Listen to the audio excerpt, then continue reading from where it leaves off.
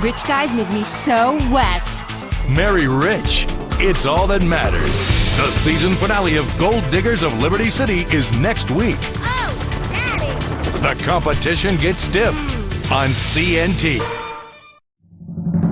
Welcome to I'm Rich, the show that puts avarice firmly on the national agenda as we zealously and emphatically discuss things rich people have. You'll never afford, and anyone with good taste would never want. In this week's show, we've got tray rich people who inherited truckloads of money and spend it ostentatiously. We've got flashy criminals who've bribed congressmen to be allowed to live as they want and get plump business contracts. And we'll get down and dirty with fab politicians who siphoned off 50% of the gross domestic product of poor countries to buy speedboats, servants, snakeskin sofas, and incredible surround sound sanitariums. Plus, we've got Liberty City's most vacuous debutante cokeheads going head-to-head and giving it in a race to see who can visit the most STD clinics and rehabs. It's glamour, guts, and really gross greed. From diamond-encrusted glory holes to the proper pronunciation of Ibiza or Ibiza. We've got a full half hour of gawking at the possessions of rich people and thinking, that should so be me! Why am I a vapid waste of a human being? Maybe I'll blow my brains out during commercials. All because you're not on I'm Rich. First up, Chloe Parker. If you don't know who she is, you're a pop culture retard, and that's deadly serious. This 24-year-old sometime felcher, an heiress to a magnostronomosity of a fortune to the tune of $950 billion. She's one seriously hot number. She's got fake tits stuffed with rubies as well. It's luxury plastic surgery taken to a whole new level. Now, to fill up time, a person is going to repeat what I just said in a different way while we watch the same footage again. Chloe Parker is 24 years old and really hot. She's worth a lot of money and is totally vapid. She's had a lot of plastic surgery, but otherwise is devoid of meaning. She's rich. She's got it all, and money is everything. She has a daddy, money, and one of those tiny little dogs that rich people keep in their vagina. I want one of those so badly. Woof woof. So you think your daddy is nice? Chloe Parker went from tycoon tot to tycoon twat. She lived in this mega mansion her daddy bought for her after her first period. And when Pop is back in Colombia managing the family's produce importing company, she's out at the Caraways.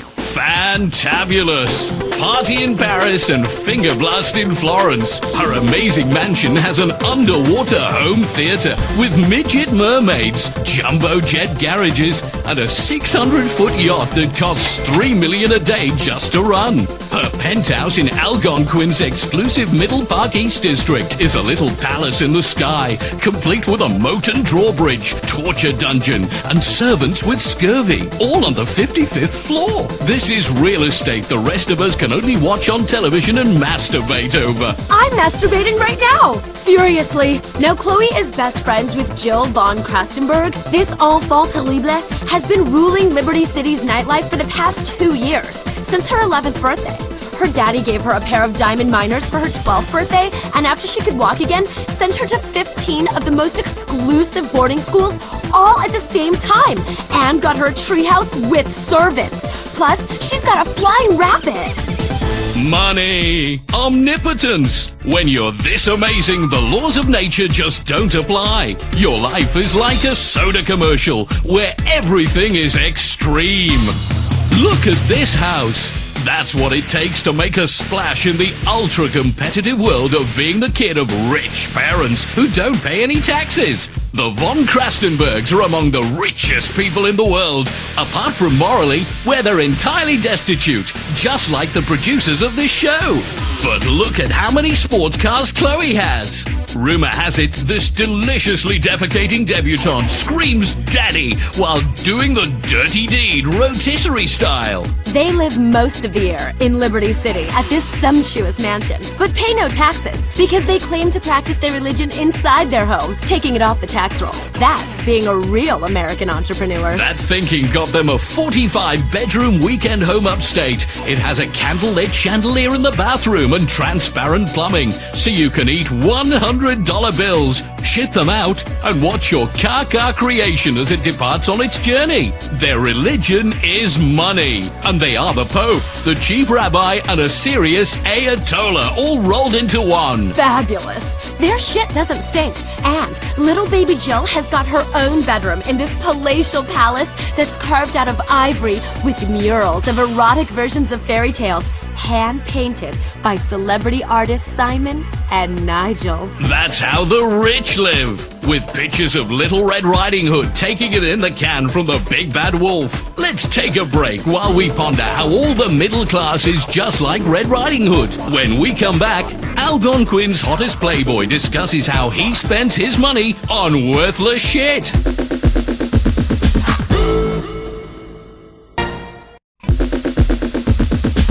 Welcome back to I'm Rich, the show about rich people that has the production values of a local cable access show. That's because we have to churn this shit out en masse. Luckily, people are stupid enough to watch it. Speaking of churning it out or bopping your baloney on the face of humanity, here's another vacuous rich person we're going to promote for reasons that are entirely beyond anyone's understanding. It's top Algonquin playboy, Tony McTony. TMT is like TNT. This fast-living, fast-fused, but vertically challenged bachelor and Internet 2.0 millionaire has agreed to talk to us about what being rich is all about to him. Since I became really rich, my life is incredible. I got a place with a glass floor, so I can take it up some skirts with a special camera, and a glass elevator that got a glass jacuzzi in it, and I ride up and down for hours. You know what? I'm gonna rub your nose in it.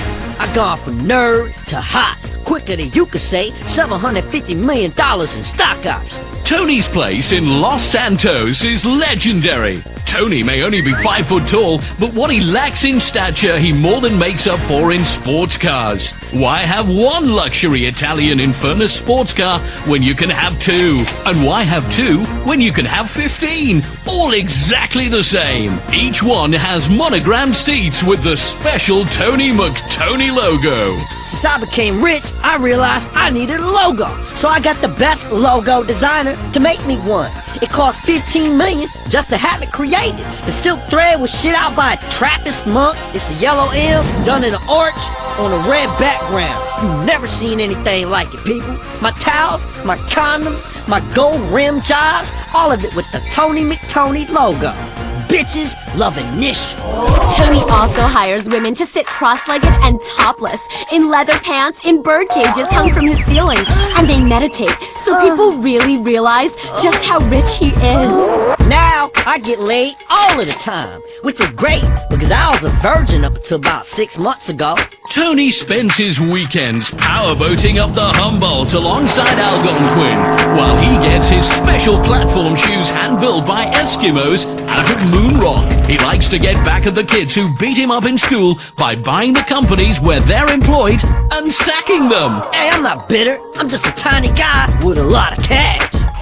Next up, we've got Alfonso Vasquez. This guy's rich, and he's got a seriously hot daughter that he's gotta have trouble keeping his hands off of. And wow, is his wife a bitch? She took half his money, just like a slut will. But that half, he doesn't even need, because money rolls in so fast, he has snow shovels to pick it up. Alfonso keeps his daughter January Natasha Vasquez dripping in diamonds. She says she's even got her labia beautifully baroqued with an enormous 7-carat stone. She's a role model and knows it, showing girls exactly where their vaginas can take them if they try hard enough. But being this wealthy totally has a downside, though. See, she's terrified of trees and afraid that elves will abduct her and have their way with her. And she's never even had to learn to read or chew. It's so awesome. In her world, nothing is impossible except humility and basic spelling, especially when a manservant chews your food and spits it into your mouth. Private jets, fleets of $300,000 sports cars, waterfall waterbeds, plus they've got a plasma TV in the toilet bowl to watch your favorite shows while you're making yourself throw up an $800 meal. That's what being rich is all about. It doesn't get any better than this. If heaven exists, it won't be this good. Coming up next, boats, yachts, and twats. It's the decadence that you dream of, and it's only on I'm Rich.